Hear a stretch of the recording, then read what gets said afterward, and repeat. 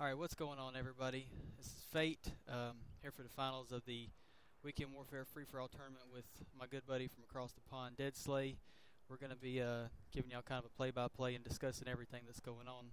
But the finals here is against Mark R88 versus SK Prodigy. So I'll let DeadSlay introduce himself, and that was a nice kill. Already, yeah. How you doing, guys? Obviously, as Fate has introduced me, my name's DeadSlay, or that's the name tag I go by. From the UK. Well, we play a lot of COD, really. We play a lot of Modern Warfare. We met Fate through Twitter. What you're seeing here is the free-for-all tournament final that he set up through engagedigitalcombat.webs.com. And it was a good tournament, Fate. Yeah, I had a really good. I was really surprised with the outcome. The UK outcome was unbelievable. We had 100% come in from you guys across the pond, so that's greatly appreciated. UK had a few more people in it, but we had a few more dropouts, so it kind of leveled out. We had 8 people on the UK side and roughly 10 or 12 participate on the US side, and we whittled it down to these two guys, and we let them go at it. This is going to be the first of 2 videos. We did one match on the US host, which is the match you're watching now, and the match to follow this will be on DeadSlay's host. We wanted to do 2 matches to keep everything even. And that was only fair. As we mentioned while we were spectating, when you hosted, Mark had 2 bars and Prodigy had 4, and it was exactly the opposite when I hosted. So it was only fair. Yeah, I think it was, and it's about the only way we could do it. And this wasn't really, each of these guys won their respective divisions, and each of them won their respective prizes. But this is just, like the title said, this is just for bragging rights. No particular prize issued, though. Mark and Prodigy will get a bye in the next free for all tournament I host, and like DeadSlay said, all future tournaments now will be hosted through engagedigitalcombat.webs.com. Yeah. Yeah, I mean, like I said earlier on, we don't play free for all. I mean, we play Modern Warfare a lot. We do a lot of team games, a lot of objective games. We very rarely. I mean, I never play free for all. There was 1 or 2 in there in the tournament from the UK side that do play free for all, and that's how they got good. But for the rest of us, we're coming from the COD 4 days and World at War, so we barely played free for all. But we were just so psyched to be in a tournament. I mean, all the UK lot that were in there, all from one website, that we met and we play all the time. And like I said, it was just good to be involved, really good to be involved. There's the US host latency issue, very rare, but I think you overcame that. You made it completely fair, and it was good to go. Yeah, and and the funny thing about tournaments is you can practice an awful lot, but it's that mentality and that the nerves that start getting to you after you realize, wow, I'm playing competitively now. It's a totally different animal than sitting in a lobby and playing around with your friends or playing with a bunch of randoms. You're actually playing for something. There's something on the line, and it totally changes your mindset and how you react. Oh, definitely. I mean, like I said, we play team games and objective games generally 99.9% of the time, and I think I think the only time we get into free for all is Bare Bones Pro, or when Mosh Pit was around. That's which obviously that's what we're used to. So everyone in our team usually has his place. Someone does the running gun in, someone does the sort of noob tubing if it has to be done. Someone caps flags all day long, and someone builds up the kill streaks. But jumping into this tournament. And like you say, you have to change your tactics. You see throughout this video, where it's so close at one point and then it switches for whatever reason, it just changes the game type so tremendously.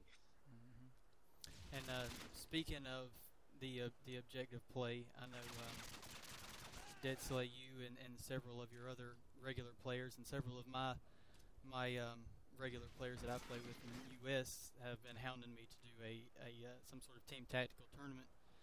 So, oh yes, so we are looking forward to that. So what I've decided to do, as opposed to doing just a tournament, over the course of maybe say a weekend, we're going to have.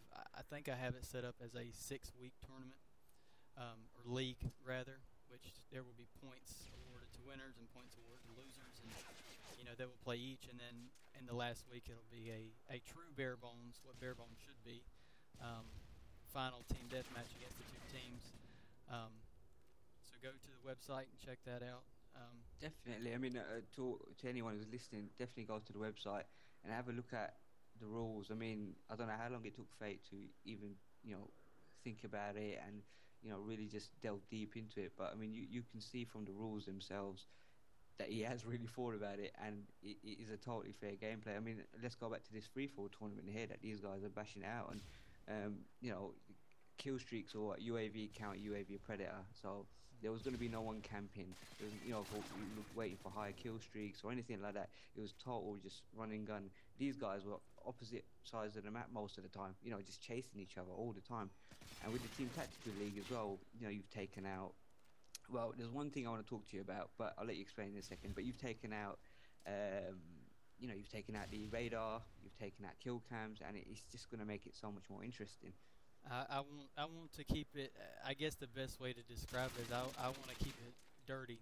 I want people to have to be nitty gritty. I want them to have to get to the core of what makes a great team and what makes great players, instead of letting the game win for you. Exactly. I want you to win the game and not the game win for you. Definitely. I mean, you're really putting it down to skill now. I mean, let's face it, public matches nowadays, with all the kill streaks out there, you could be losing. Well, to tell a lie, you could be winning by about 100 points in domination, and one care package can change all that. You know what I mean? Exactly. So yeah, I mean, I'm really looking forward to the Team Tactical. We've started to get some teams together. I'm hoping for more UK teams. At the moment, we've got 2 confirmed, a very possible third on the way. I'd like to see some more sort of UK teams entering, and if it wasn't for the latency issue, I'd love to, have a mixed UK-US tournament, or European or whatever, wherever you are in the world. Mm-hmm. Well, we may end up, I haven't totally decided. For right now, I'm just going to leave it a UK winner and US winner. But if the two teams that actually win their respective leagues want to play each other in another bragging rights style tournament like this final here, then we can set that up. That's not a problem. I'm going to do my best to record, make sure the finals of each are going to be recorded, and me and DeadSlay will probably come back and do another commentary on it. Definitely, man. I was just thinking, before we get ahead of ourselves, we've still got another video to commentate on, which is the second part of this final. But talking back to this free-for-all final, I mean, Mark had the early lead, and Prodigy's bringing it back right now. 15-11 at the moment. Yeah. Yeah, the first game was very close. It was very, very close, and Mark really, towards the end of this match, he's really stepped up his game against Prodigy. And definitely. The one thing that I've noticed, the difference in the two players is that Mark really pretty much stayed with the setup he's got, the UMP45 with the FMJ, Sleight of Hand, Stop and Power, Ninja Pro, and Prodigy really mixed it up quite a bit.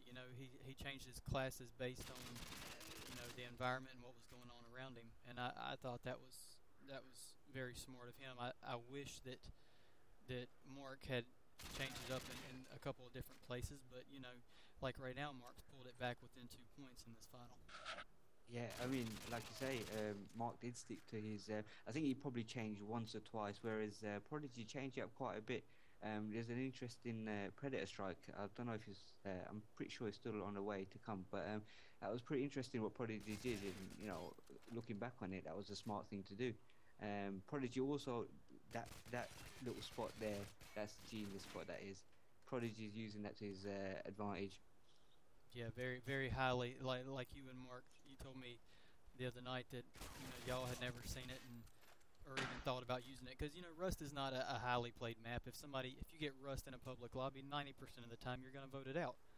Well, yeah, but we never get Rust in a lobby as an option anyway, because ours is all Grand War domination or whatever. It's never sort of team deathmatch or anything, so we never ever get Rust.